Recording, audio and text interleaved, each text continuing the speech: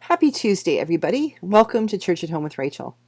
Last Friday, I was flipping through. I had a little bit of time on my hands. Friday's usually my day off, so I had some time on my hands. It was kind of, you know, not nice outside, so I thought I'm going to check out Beau.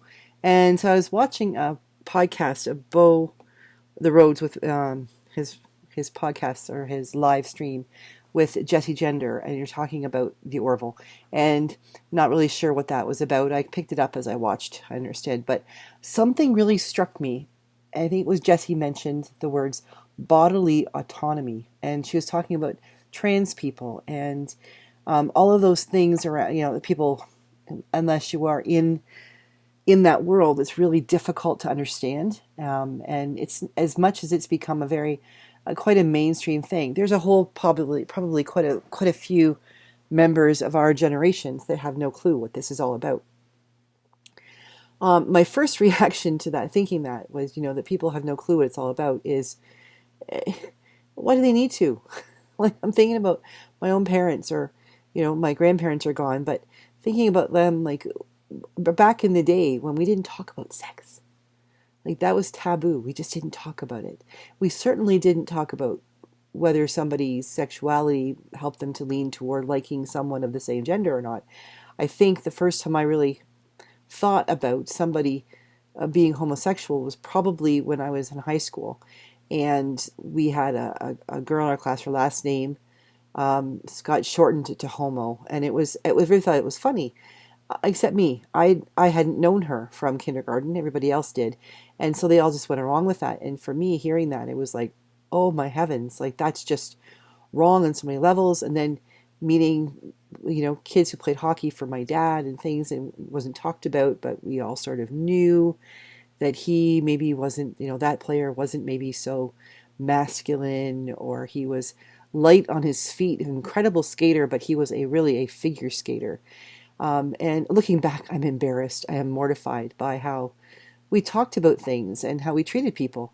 But things change, and we get more enlightened, and we learn, and we pay more attention to what we're saying and what we're doing, and how it affects other people. And we recognize when someone says something about us that we find offensive or hurtful, we're becoming more vocal about it, and that's a good thing. I think it's a good thing.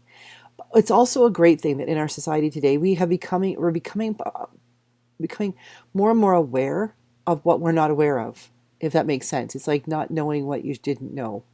Those questions we didn't know to ask because we just didn't know. But we're becoming more aware of those things, and more open to recognizing that sometimes the answer needs to be, I don't know. Followed up, of course, needs to be followed up with the question, how do I find out? She was talking, or Jessie was talking about gender autonomy, and realizing that in my life, in my personal life, my gender autonomy has been pretty solid. Like, I haven't had to worry about it. I'm a woman. I identify as she and her. Nobody's really questioned that. Over the years, I think sometimes when I was an awkward teenager with really, really short hair, there were questions every once in a while for people who didn't know me, but nobody cared, and I certainly didn't care. But it's not a question now, and it doesn't bother me.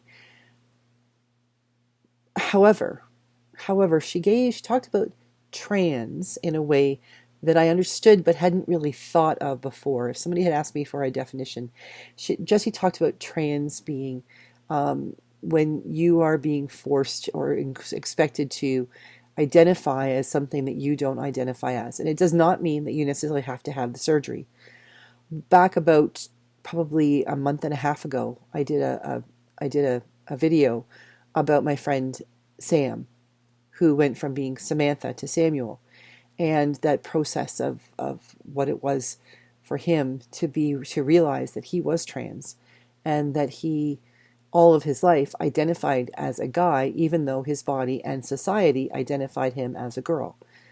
And hearing that statement, gender autonomy, really threw me, really wow, what a great statement.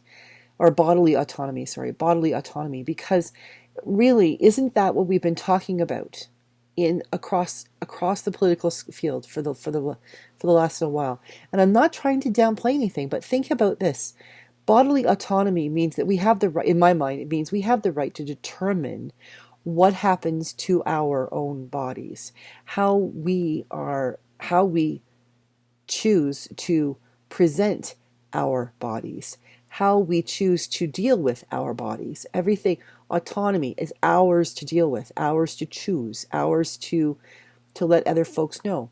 And talking about LGBTQ2S things, I think June was Pride Month, and there's all kinds of, I'm seeing all kinds of advertising about pride parades and pride events and things like that this past week or so, and realizing that we've come so far that we can have these parades, and there are town councils who are debating whether or not to fly the pride flag.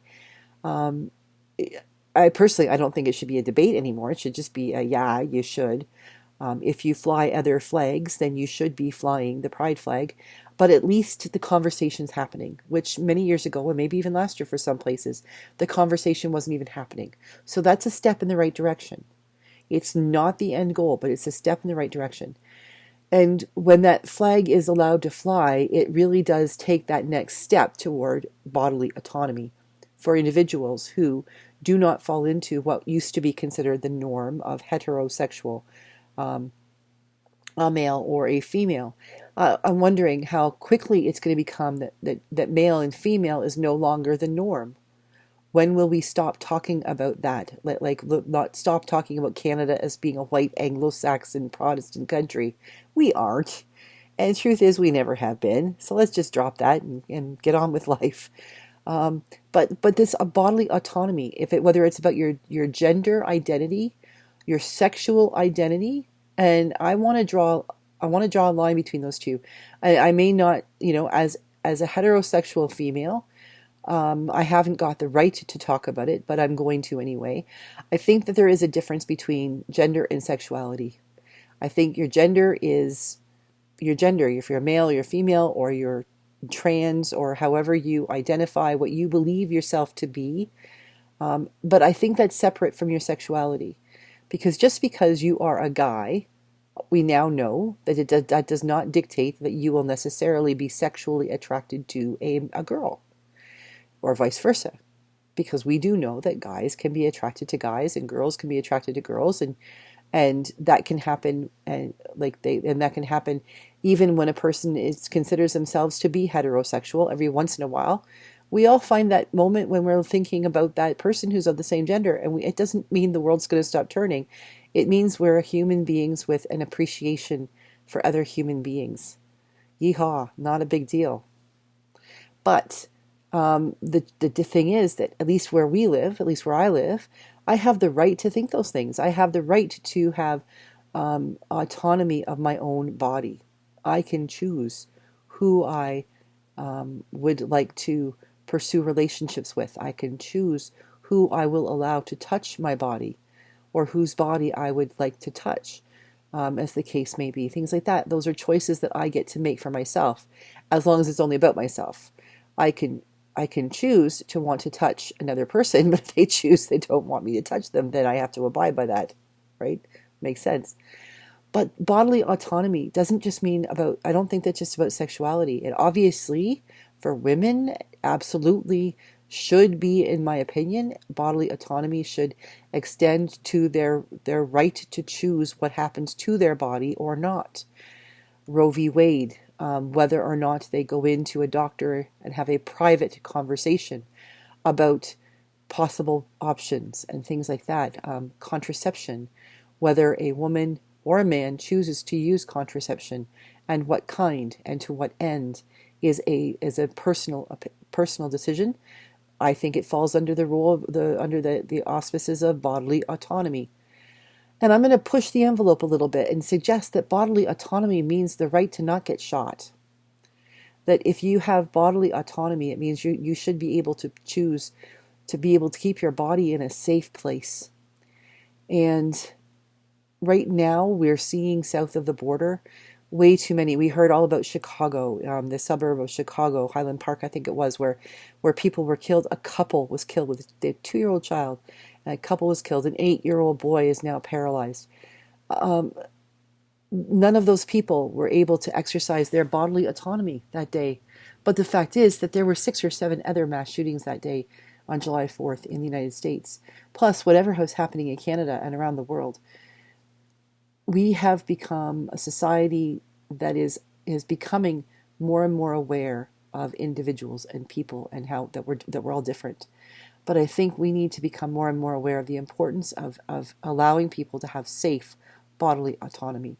And that means, being able to go to school without the risk of being shot.